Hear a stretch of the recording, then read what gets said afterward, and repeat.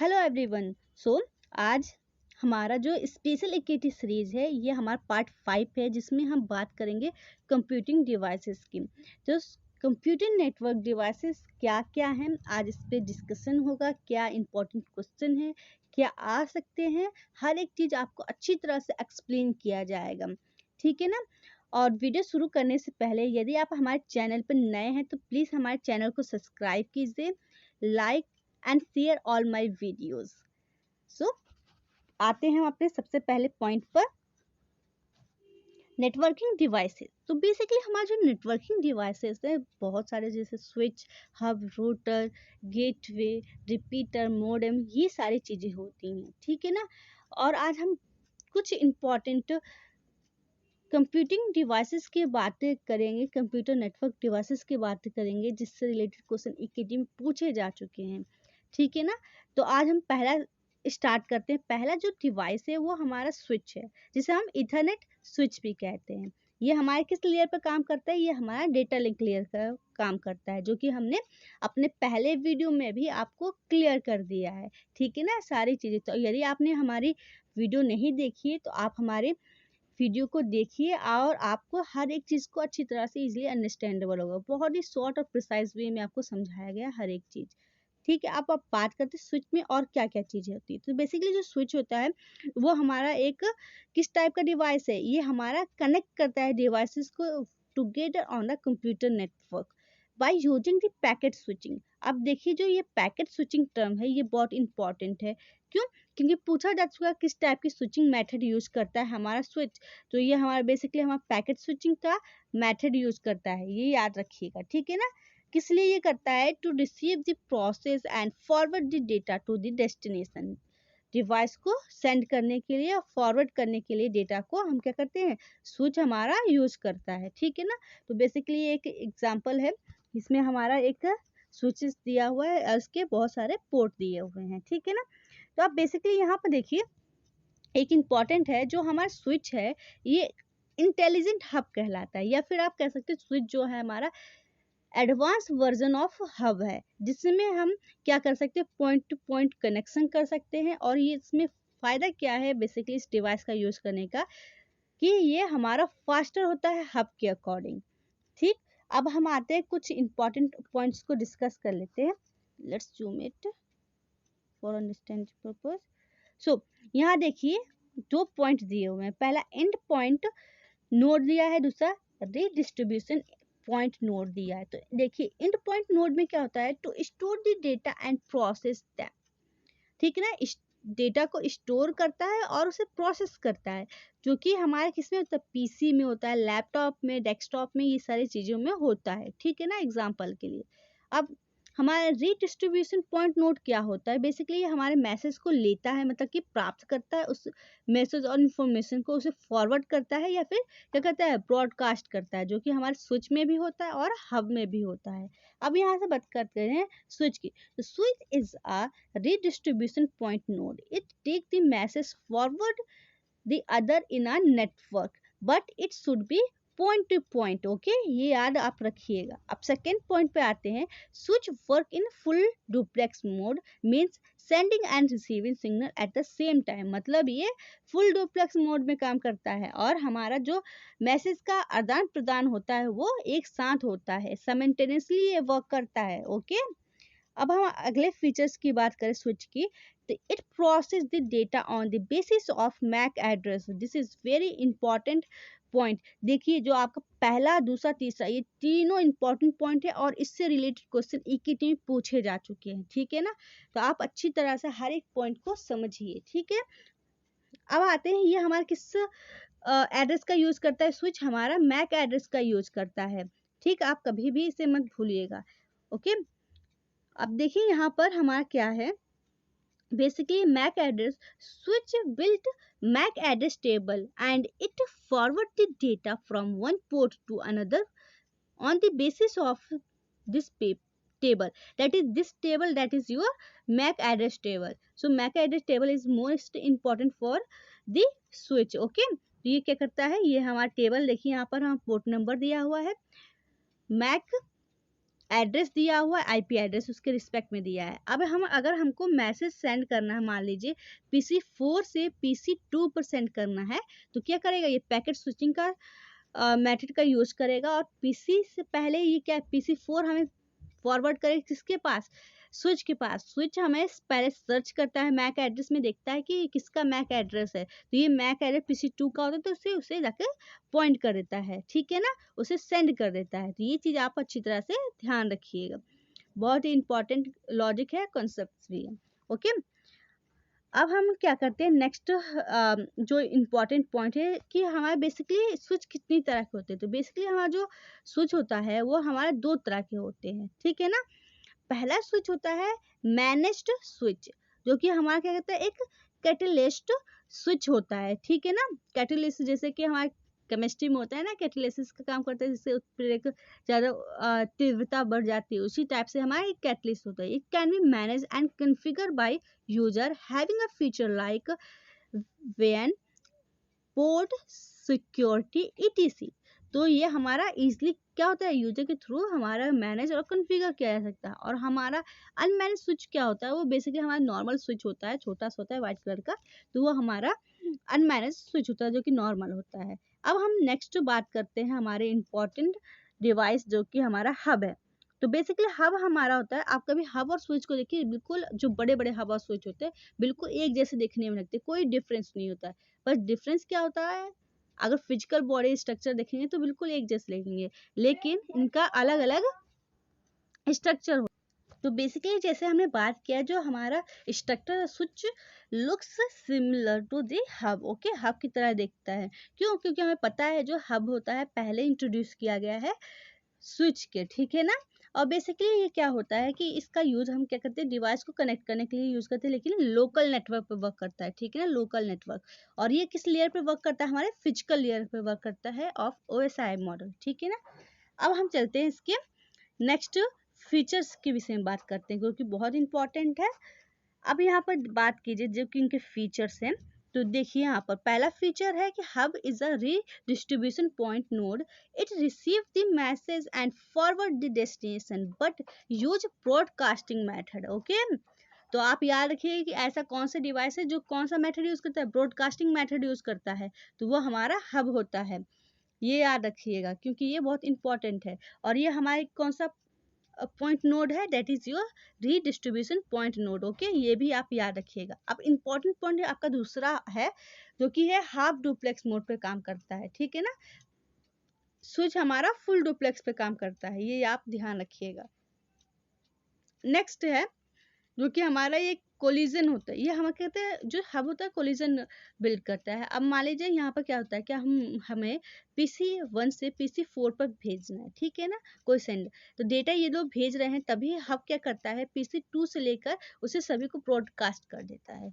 अब क्या हो, वहाँ पर कोलिजन हो जाएगा, ठीक है ना। अब कोलिजन हुआ तो डेटा करप्टेड हो जाएगा। तो ये मोस्टली किसके वजह से होता है, ब्रॉडकास्टिंग की वजह से होता है। तो ये एक इसमें डिसएडवांटेज है हमारा हब का, ठीक है ना। अब ये क्या होता है, और भी है कि ये हमारा स्लो पैकेट फॉरवर्डिंग करता है ड्यू टू ब्रॉडकास्टिंग। सही बात है, यदि आप स्विच में देखिए पॉइंट टू पॉइंट है, मतलब अगर एक मैसेज PC4 से PC2 तक जाना है या फिर अदर जाना है, तो वो सीधे स्विच मैक एड्रेस को देखता है और सब मैक एड्रेस से का जो डेस्टिनेशन है उसको पहुंचा देता है। बट ब्रॉडकास्ट में ऐसा कुछ नहीं है, वो लेता है सभी को फॉरवर्ड कर देता है, जितने नेटवर्क है नेटवर्क डिवाइस है सभी को फॉरवर्ड करता है, जिसकी वजह से क्या होता है, उसकी स्पीड स्लो हो जाती है comparison to switch device. Okay, अब हम आते हैं नेक्स्ट जो डिवाइस है वो हमारा ब्रिज है। तो ब्रिज बेसिकली क्या करता है, एक हमारा सेगमेंट डिवाइस भी कह सकते हैं, use for this segmentation process, ठीक है। सेगमेंटेशन एंड डीसेगमेंटेशन दोनों काम ये करता है, ठीक है ना। मतलब कि एक लार्ज नेटवर्क को स्मॉल नेटवर्क में बना सकता है, और एक दो स्मॉल नेटवर्क्स को क्या कर सकता है, कनेक्ट भी कर सकता है, ठीक है ना। डिसिमिलर और सिमिलर दोनों तरह से कर सकते हैं। जैसे यहाँ देखिए एग्जांपल दिया गया है कि दो नेटवर्क को क्या कर रहा है, ब्रिज के थ्रू हम लोग कनेक्ट कर रहे हैं, ठीक है ना। लार्ज नेटवर्क को दो पार्ट में डिवाइड भी कर रहे हैं, सेगमेंट भी कर रहे हैं और कनेक्ट भी कर रहे हैं। अब देखिए यहाँ पर bridge also use to connect मतलब कि क्या कर रहा है, डिसेगमेंटेशन वर्क कर रहा है ना, वही सेम चीज ही काम करता है device to following the different topology. अब यहाँ पे देखिए इसका स्टार टोपोलॉजी है, इसका रिंग टोपोलॉजी है, हमने ब्रिज का यूज किया और दोनों टोपोलॉजी को ऐड कर दिया। ओके, ये हमारा ब्रिज का काम होता है। Bridge also feature to connect devices that are using different cabling system. अब डिफरेंट केबलिंग सिस्टम है जिसका अगर मान लीजिए एक ने यूज किया है ट्विस्टेड पेयर, दूसरे ने यूज किया कोएक्सियल, तो भी हमारा क्या यूज ब्रिज के थ्रू हम उसे कनेक्ट कर सकते हैं।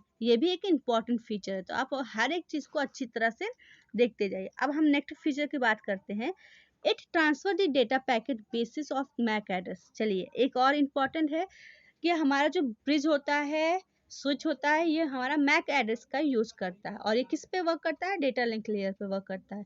तो हमारे दोनों के, अब हम बेसिकली बात करते हैं रिपीटर की। तो बेसिकली रिपीटर में हमारे 3 प्रोटोकॉल बहुत ही इंपॉर्टेंट होते हैं जो कि हमारा रूटर है। तो रूटर में हमारा पहला RIP, ठीक, दूसरा हमारा है BGP, ठीक है ना, और तीसरा हमारा है OSPF। ओके, तो ये 3 इंपॉर्टेंट प्रोटोकॉल है जो कि पूछे जा चुके हैं EKT में। तो आपको हर एक चीज ध्यान रखना कौन सा प्रोटोकॉल किस लेयर पर वर्क करता है, जो कि हमने पार्ट 2 वीडियो में बताया हुआ है, आप उसे प्लीज देख लीजिएगा। अब वीडियो के एंड में या फिर मैं अपना प्लेलिस्ट ऐड कर दूंगी, तो आप उसके थ्रू जाइए और उसे जाकर अच्छी तरह से देखिए, अंडरस्टैंड कीजिए, जिसके आपके सारे कॉन्सेप्ट क्लियर होते जाए। और कोशिश कीजिए कि यदि आपने प्रीवियस वीडियो नहीं देखा है तो उसे जरूर देख लीजिए, जिससे कि आपको बाद की वीडियो में कोई प्रॉब्लम ना हो। ठीक, तो हम रूटर स्टार्ट करते हैं। बेसिकली हमारा जो रूटर होता है एक नेटवर्किंग डिवाइस होता है जो कि forward the data packet between the computer network. Okay, data packet को कंप्यूटर नेटवर्क में फॉरवर्ड करता है। रूटर परफॉर्म द डायरेक्शनिंग ट्रैफिक डायरेक्शनिंग क्या भी फंक्शन का परफॉर्म करता है, किस पे करता है, हमारे इंटरनेट पे, मतलब ये वर्चुअल दुनिया पर ये सारा काम करता है। A data packet is typically forwarded from one router to another through of the network that is constituted the internetworking until it reaches its destination node. Okay, जब तक इसके डेस्टिनेशन नोड्स नहीं होता, एक रूटर से दूसरी जगह, फिर दूसरे नेटवर्क से, फिर उस रूटर से, फिर होते होते वो डिवाइस तक पहुंच जाता है। अब हमारा जो रूटर होता है ये कनेक्ट करता है डिसिमिलर नेटवर्क को, ये क्या करता है, कनेक्ट करता रहता है। ये वर्क किस लेयर पे करता है, ये हमारा नेटवर्क लेयर पे वर्क करता है। तो ये हमने बता दिया है, आप अच्छी तरह से यार की जो हमारा वीडियो है इसमें हमने सारी चीजें ऑलरेडी आपको बता रहे थे बहुत ही शॉर्ट फॉर्म में, ठीक है ना। तो आप अच्छी तरह से हर एक वीडियो को देखिए और समझिए। अब देखिए यहाँ पे एक एग्जांपल दिया गया है, बेसिकली जो हमारा रिपीटर है हम यहाँ पर यूज किए हुए हैं, ठीक है ना। तो ये हमारे रिपीटर होता है, रिपीटर का सिंबल होता है बेसिकली, और ये हमारे क्या है, नेटवर्क्स हैं, तो उनको क्या कर रहा है, ये रिपीटर हमारा कनेक्ट कर रहा है। अब हम आते हैं नेक्स्ट जो कि हमारा क्या है, रिपीटर है। तो बेसिकली जो रिपीटर होता है, जो मॉडर्न रिपीटर है, उसमें दोनों फंक्शनलिटी होती है। देखिए वो एम्पलीफाई भी कर सकता है, रिपीट भी कर सकता है सिग्नल को। लेकिन जो हमारे ट्रेडिशनल पुराने जमाने के जो रिपीटर्स होते थे वो केवल क्या करते थे, रिपीट करते थे सिग्नल को। अब इस जमाने में आप कहीं फॉरेस्ट एरिया में जाके देखिए, वहाँ पर तो वहाँ पर सिग्नल वीक होते हैं। क्यों सिग्नल वीक होते हैं या फिर सिग्नल आते नहीं है, क्योंकि वहाँ पर रिपीटर ही नहीं होता है।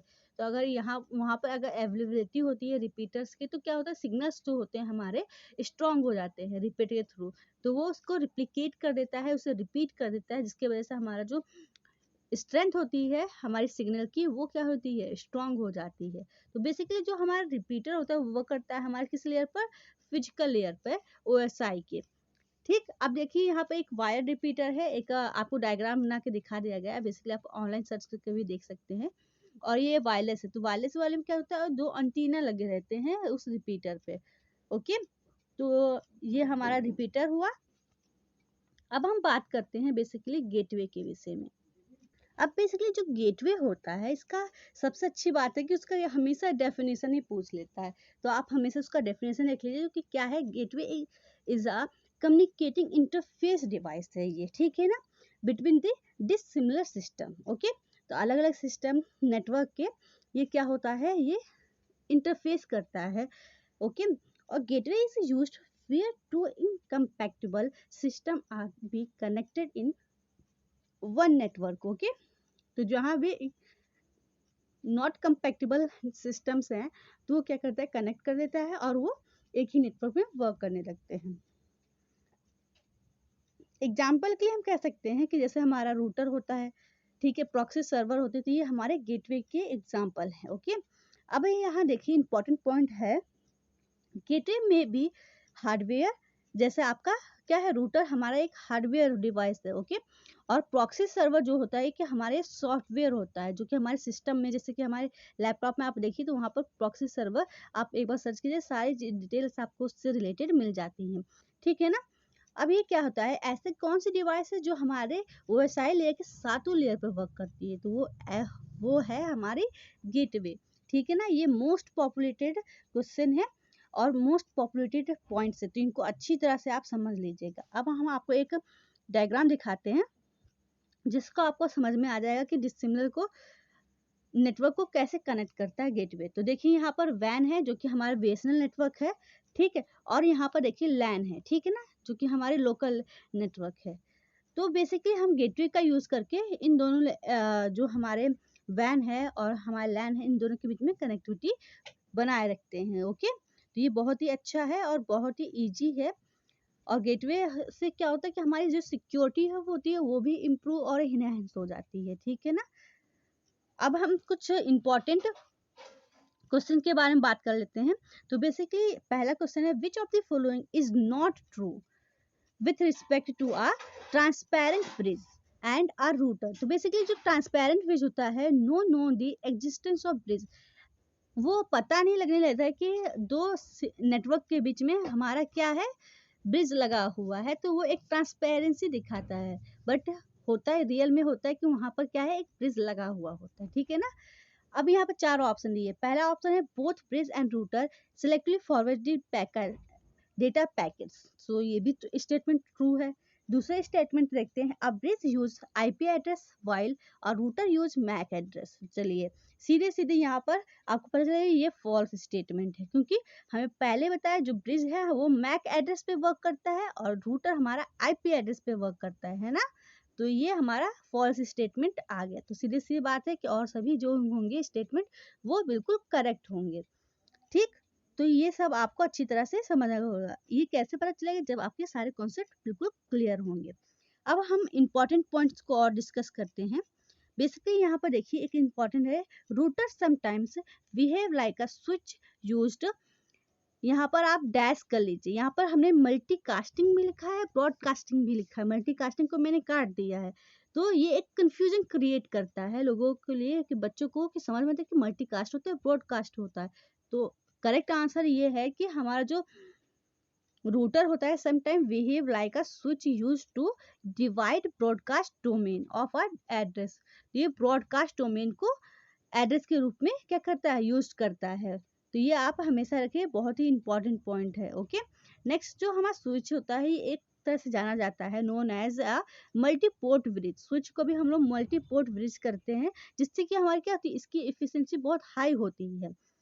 User use for error checking, और इसका यूज हम बेसिकली किसके लिए करते हैं, एरर चेकिंग के लिए यूज करते हैं। There are divide collision domain but not divide broadcast domain. अब देखिए यहाँ पर रूटर में हमारा ब्रॉडकास्ट डोमेन होता है, लेकिन हमारा जो स्विच होता है उसमें हमारा कोलिजन डोमेन होता है। ओके, तो ये भी इंपॉर्टेंट पॉइंट है, इसे आप देख लीजिए, और इस सब के आने की बहुत ही संभावनाएं हैं। ठीक, अब हम नेक्स्ट आते हैं जो कि ब्रिज से रिलेटेड है। तो देखिए जो ब्रिज होता है उसके पास होता है फिल्टर, ठीक है, जिसे वो क्या करता है, मैक एड्रेस से आईपी, जो मैक एड्रेस होता है उसका यूज करके हमें कोई भी सिस्टम पे पास अगर मैसेज फॉरवर्ड करना है तो वो आराम से भेज देता है। लेकिन जो हमारा हब होता है उसके पास फिल्टर नहीं होता है, ठीक है ना, इसलिए वो सीधे सीधे क्या करता है, मैसेज को ब्रॉडकास्ट कर देता है। ठीक है ना, यही दोनों में हमारा डिफरेंस होता है। इसमें क्या होता है, हब में बेसिकली ये कनेक्ट करता है कोलिजन डोमेन को। ठीक है ना, स्विच और हब दोनों ही कोलिजन डोमेन को काम करते हैं, और जो ब्रॉडकास्ट डोमेन में हमारा रूटर होता है, ये आप याद रखिए। अब जो हब होते हैं दो तरह के होते हैं, एक तो एक्टिव होता है जो कि सेल्फ पावर सप्लाई पर करता है, दूसरा हमारा पैसिव होता है जिसके पास सेल्फ पावर सप्लाई होता ही नहीं है। ठीक है ना? तो ये बेसिकली हमारे इम्पोर्टेंट टॉपिक हैं और इम्पोर्टेंट पॉइंट्स हैं जो कि मैंने यहाँ पे इंक्लूड कर दिया है। क्या-क्या क्वेश्चंस आ चुके हैं ये भी मैंने आपको पॉइंट के थ्रू बता दिया है। आई होप आपको हर एक चीज़ अच्छी तरह से समझ में आ गया हो। अब इसके बावजूद अगर आपकी कोई क्वेरी तो प्लीज़ आप कमेंट कीजिए। Thank you for watching.